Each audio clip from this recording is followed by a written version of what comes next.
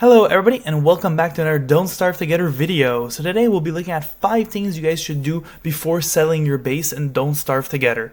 Certain players put their base on day 4 and certain on day 20. It only depends on your strategy, but as this is a beginner's tutorial, I really want to emphasize the focus on grabbing as many resources as you can before settling your base so that you're ready to set a permanent base and also that you have more time to explore.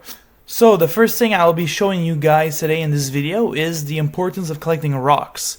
Early game, you might want to just collect rocks enough to get a science machine, but you really want to collect enough rocks for all of your resources, which means crock pots, which means fridges, which means lightning rods, fire pits, endothermic fire pits. There's so many things that require rocks and gold and flint and all these basic resources, so collect as much as you can before you start your base. The next tip I'm going to be giving is exploring the coast. It's really important to explore all of the coast and to make sure that you outline your map. If you can outline your map, you can find important resources, but also important base locations for your base. So make sure you really explore, like in the video, you explore really the coastline of your maps so that you can have a total view of the whole map. And this is also going to allow you to collect more resources before placing your base, because while exploring the coastlines you can pick up all the resources you need for your base. Another tip I'm going to give you guys, the third one, is to make sure you collect as much grass and twigs as you can in the early game.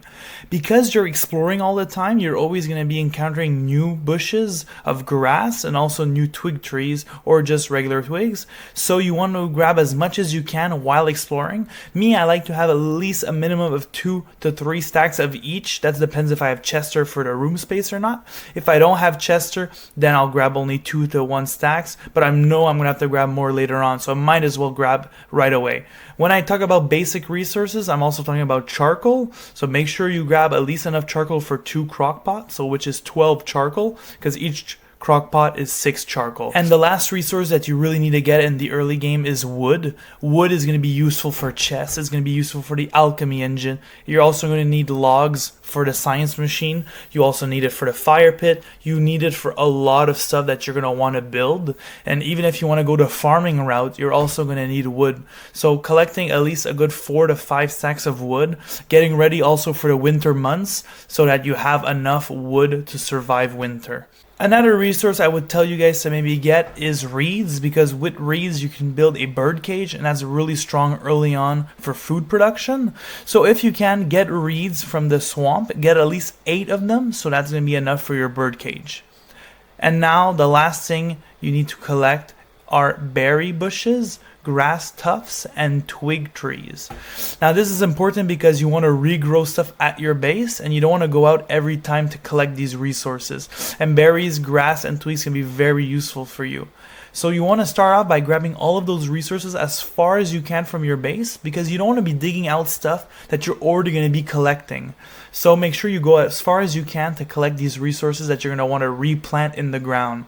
Now be mindful that grass and berry bushes are going to need manure, and also be mindful that by collecting all of these resources before winter, you're going to be having a stockpile, because during winter you cannot regrow your resources like grass, berries, and twigs. So make sure you have a nice stockpile before winter. I hope you guys liked the video, and please subscribe and like if you guys like this content, and also it will help me to know what kind of content you guys want to see.